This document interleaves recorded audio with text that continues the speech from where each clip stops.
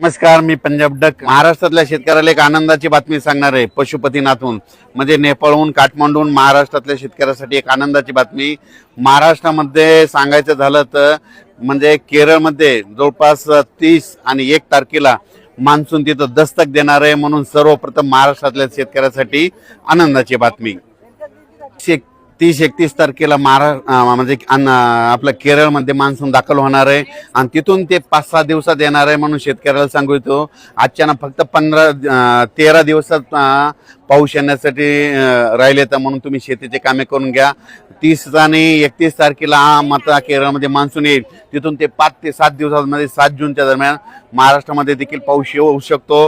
मान्सूनचा पाऊस शकतो. तोपर्यंत महाराष्ट्रामध्ये अवकाळी स्वरूपाचा विखुरलेल्या स्वरूपाचा पाऊस पडणार आहे. म्हणून हा अंदाज लक्षात घ्यायचा.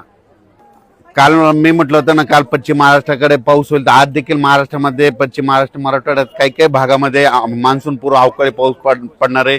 म्हणून हे लक्षात घ्यायचं. आणि मी आलो आहे या ठिकाणी. काल देखील महाराष्ट्रामध्ये खूप ठिकाणी पाऊस पडला. पश्चिम महाराष्ट्राकडे पडला, नाशिककडे पडला, पुणेकडे पडला, मुंबई देखील सगळीकडे. आज देखील बऱ्याच ठिकाणी पूर्व मोसमी पाऊस पडणार आहे. म्हणून आज देखील आहे आणि काल देखील खूप पडला. म्हणून शेतकऱ्याला सांगू इच्छितो की आणखीन ह्यामध्ये 5-6 दिवसमध्ये असाच विखुरलेल्या स्वरूपाचा अवकाळी पाऊस विखुरलेल्या स्वरूपाचा पडणार आहे. पण सर्वप्रथम शेतकऱ्यासाठी आनंदाची बातमी.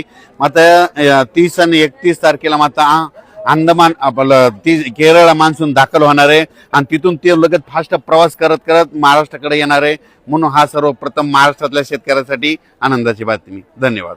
आणि हे जे मी जे आलो ते पशुपतीनाथ हे म्हणजे देवस्थान आहे. या ठिकाणचं विशेष म्हणजे असं आहे की केदारनाथचं जर दर्शन घेतल्याच्या नंतर या ठिकाणचं दर्शन घेतलं तरच ते साध्य होतं, सफल होतं. म्हणून या ठिकाणी दर्शनाला यावंच लागतं. म्हणून या ठिकाणी खूप दर्शन देखील आमचं चांगल्या स्वरूपाचं झालं. धन्यवाद.